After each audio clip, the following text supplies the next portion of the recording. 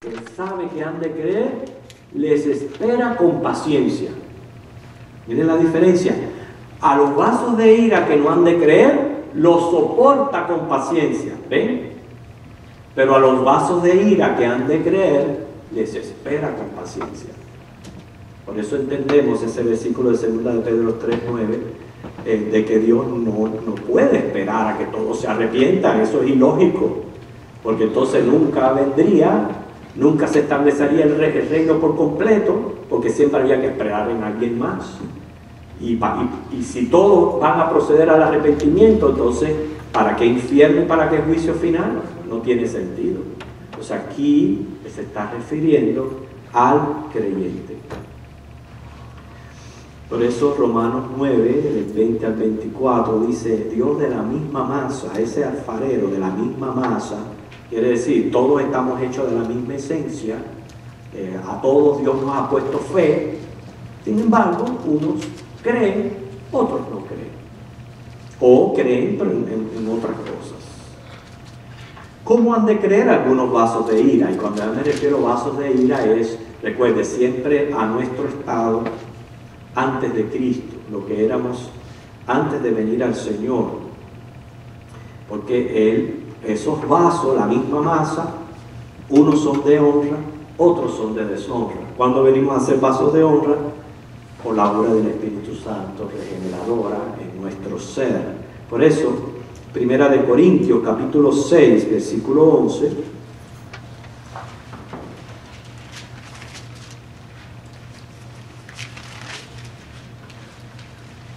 podemos inclusive empezar desde el 9.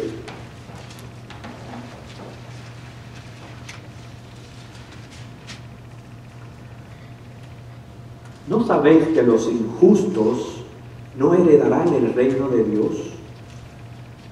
No erréis.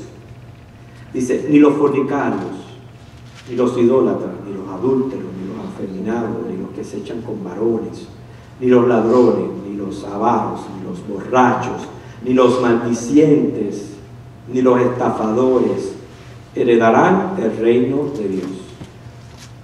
Y esto eras algunos. Es cuando éramos vasos de deshonra, vasos de ira, estábamos en esa condición. Mas ya habéis sido lavados, ya habéis sido santificados, ya habéis sido justificados en el nombre del Señor Jesús y por el Espíritu de nuestro Dios.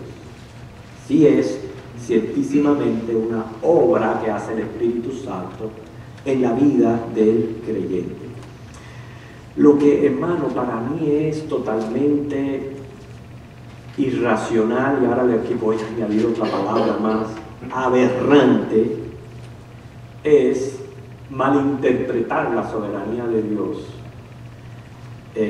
exponiendo que Él otorga una fe especial a ciertas criaturas,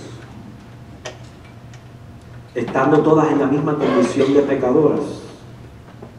Pero piense por un momento, ¿cómo es que estando en la misma condición todos de pecadores, a algunos les da esta fe especial para después exigirla? Eso es ilógico, es irracional por completo. Exigirla y los otros no pueden hacer nada porque no tienen esa fe. Hermano, creer es un imperativo. Dice, cree en el Señor Jesucristo y serás salvo. Esa fe especial no aparece en ninguna parte de las Escrituras. Es una acepción de personas. Y quiero decirle que hacer acepción de personas, según la misma Biblia, según el Proverbio 24:23, Proverbio 28:21, Santiago capítulo 2, versículo 9, es pecado. Es pecado. Claramente Dios dice, Dios no hace acepción de personas. Deuteronomio 10:17, Job 34:19, Hechos 10:34, Romanos 2:11, Gálatas 2:6, Efesios 6:9, Colosenses 3:25, Primera de Pedro 1:17. Dice, Dios no hace acepción de personas. Los que se aferran afirmar que Dios da esta fe especial a ciertos individuos, dicen que la acepción de personas a la que se está refiriendo la Biblia es que Dios no tiene en cuenta etnicidad o apariencia física. Hermano, no es así. No es así.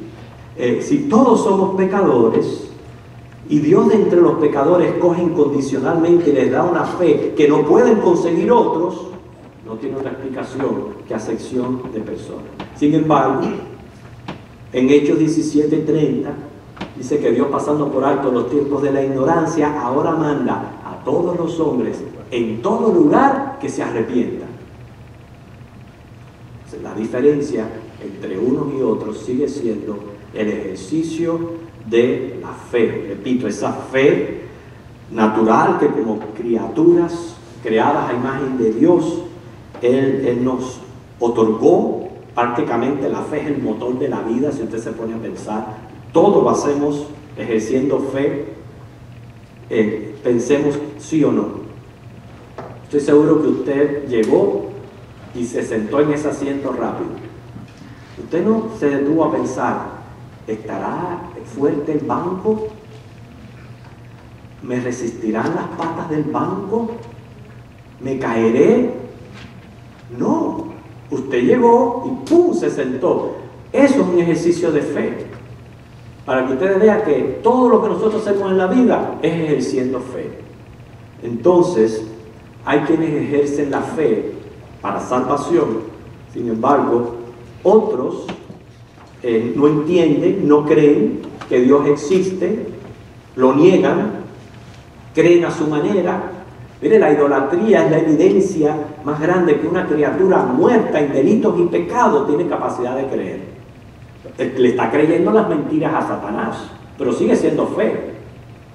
Está creyendo las mentiras a Satanás. Inclusive aún las tribus más remotas que usted puede encontrar en cualquier parte del mundo tienen algún tipo de religión. Aún en su ignorancia, en su analfabetismo, practican religión por la presencia de la fe en el hombre. Esa fe es la que tiene que ser dirigida a Dios, a Cristo, para salvación. Por eso, yendo a nuestro texto de 2 de Corintios, capítulo 6, versículo 2,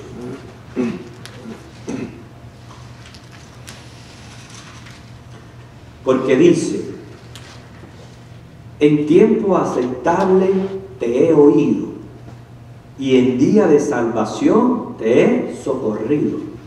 He aquí ahora el tiempo aceptable. He aquí ahora el día de salvación.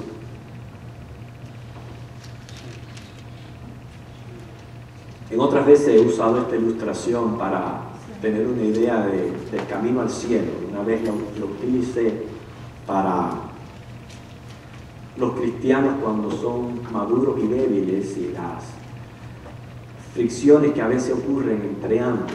Y les decía que yo visualizo el camino al cielo como si fuera una carretera expreso.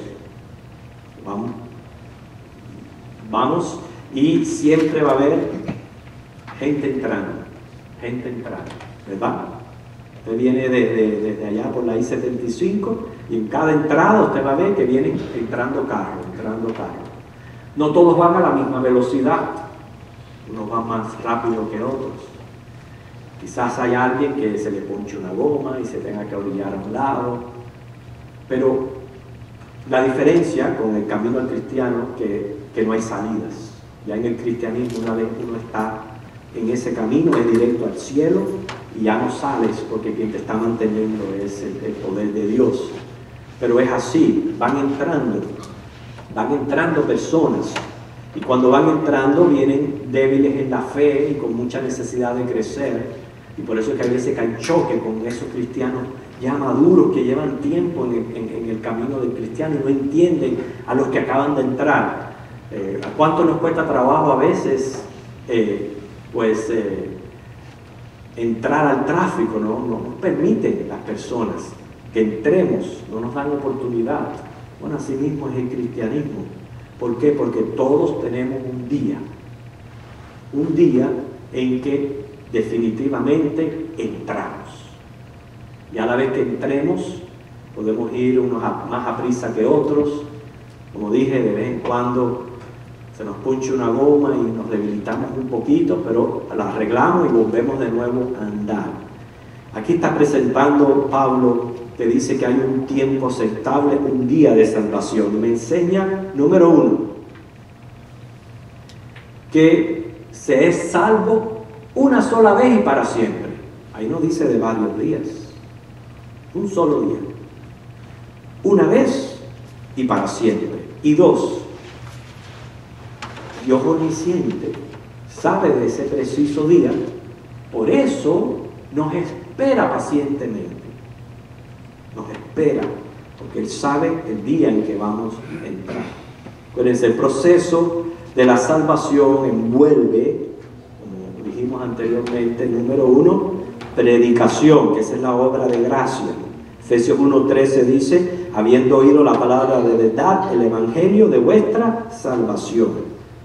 O sea, que ahí estamos justificados en Cristo y el Espíritu Santo usándonos a nosotros como instrumento, cualquier otro medio que Él utilice para hacer escuchar la voz del evangelio. Segundo, Efesios 1:13b dice, habiendo creído en Él. Esa es la fe que justifica al individuo, de la cual somos responsables de ejercer. Tercero, dice, fuiste sellado con el Espíritu Santo de la promesa. Efesios 1:13c. Ahí está hablando del nuevo nacimiento, de la regeneración. Así que, hermanos, como hablaba la hermana Mercedes, esa labor de predicar y de cumplir con la gran comisión se nos ha sido encomendada a nosotros, la iglesia. Por eso tenemos que aprender a compartir este glorioso evangelio. Hermano, usted tiene que estar listo o preparado para poder entender y enseñar esta maravillosa gracia de la que estamos hablando y enseñarla correctamente.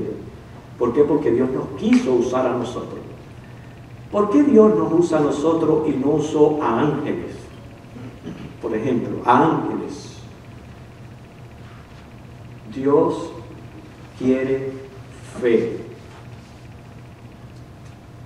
Dios no quiere empirismo. Dios no quiere que creamos porque vemos señales o vemos cosas extraordinarias y maravillosas. No, la fe es la certeza de lo que se espera, la convicción de lo que no se ve. Hebreos 11:6 dice, sin fe es imposible agradar a Dios. Es necesario que el que se acerca a Dios crea que le hay y es galardonador de los que le buscan.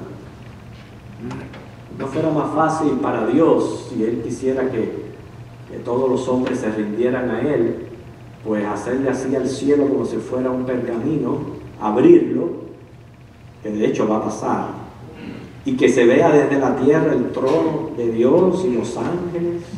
Mira, yo estoy seguro que más de una rodilla se va a poner a temblar y más de una rodilla se va a doblar si eso ocurre.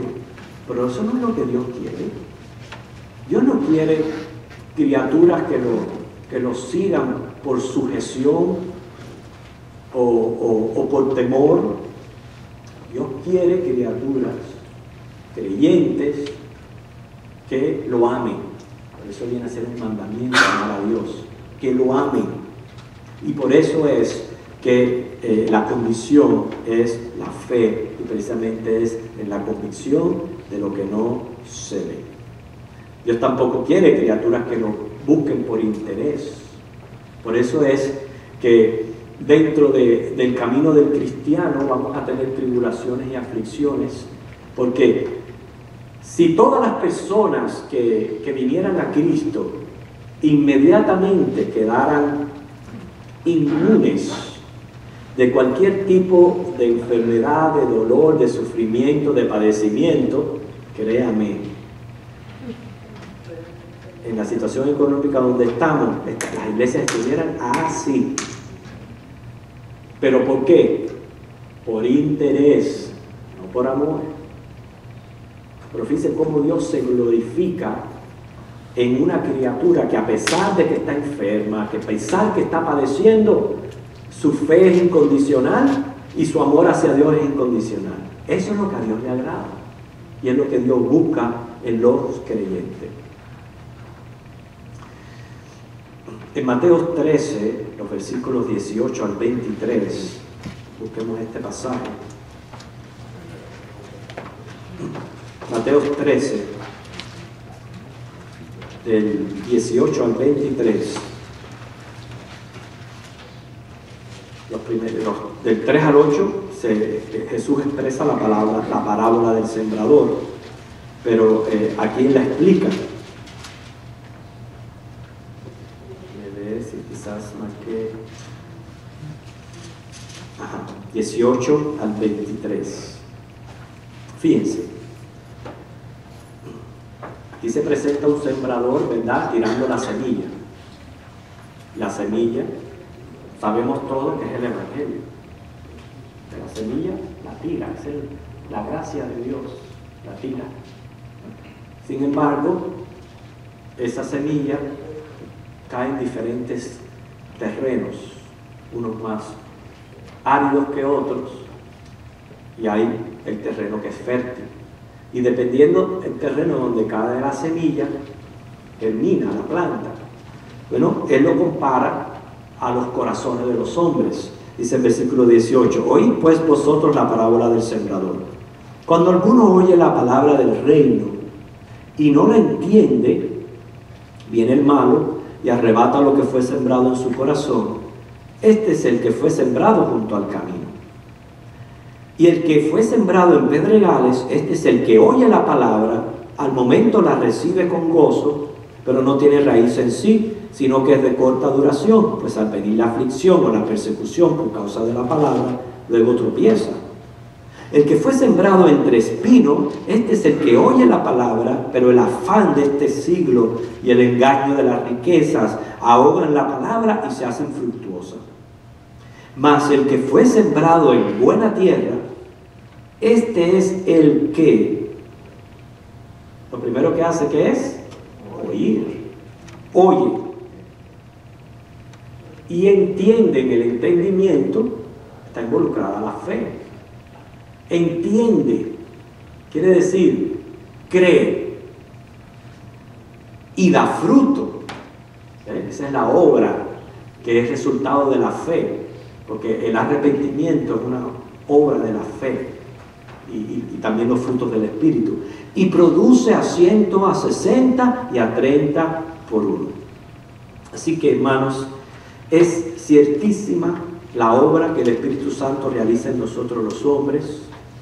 Recuerden, en nuestra condición espiritual no estábamos capacitados para venir a Cristo, por lo que necesitábamos ser traídos por el Padre a Cristo.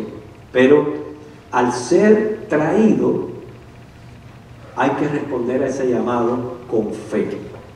Por eso hay un día de salvación.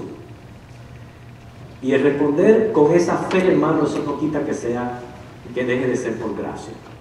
Primeramente, el mero hecho que haya un evangelio para ser creído es gracia. Segundo, que Dios nos busque, nos llame, es gracia. Por eso al hombre se le exhorta: no reciben gracia de Dios. Dios tiene en su soberanía un tiempo de gracia. Ahora, dice, ahora. Esta es una profecía de Isaías 49:8. Que menciona Pablo aquí. Es una profecía mesiánica, quiere decir que fue dirigida a Cristo. A Cristo fue que Dios le dice: te he oído en tiempo aceptable, te he socorrido en el día de la salvación. Por tanto, la promesa que se le hace al Mesías es una promesa de gracia y de salvación también a su pueblo. Ahora indica dos cosas. Número uno, disponibilidad, y dos, urgencia. Ahora dice, la salvación está disponible, pero siempre va a tener un carácter urgente. O sea, el profesante debe de confesar e invocar a Dios urgente. ¿Por qué? Por la alta peligrosidad de los pecados que nos separa de Dios y acarrea graves consecuencias. Y dos, por la fragilidad de la propia vida. Por eso, ya termino, la única respuesta posible, hermanos, para aquel que usted lo ve que está posponiendo para otra ocasión, es el invocar a Dios para salvación. Esas personas, creen, todavía no entienden, todavía no creen. Todavía no creen. No están convencidos de esta urgencia. Por eso, estas personas, y puede representar familiares nuestros o personas por las cuales estamos orando, si han de creer, Dios los espera con paciencia y hay un día de salvación para ellos. Si no han de creer, Dios los está soportando con paciencia. Tristemente para el día de destrucción y de juicio final. Es así. ¿Okay? Pero hay un tiempo que es aceptable. Quiere decir, todavía la iglesia está aquí, todavía no ha sido arrebatada, todavía hay aire de vida en el hombre, hay tiempo. Hay un día de salvación porque Dios no echa fuera a ninguno que viene a Él. Y podemos estar seguros que si creemos, la fe es contada por justicia. Así que Señor les bendiga. La semana que viene tenemos nuestra reunión de miembros, pero después retomamos los estudios en este capítulo 6 de Segunda de Corintios.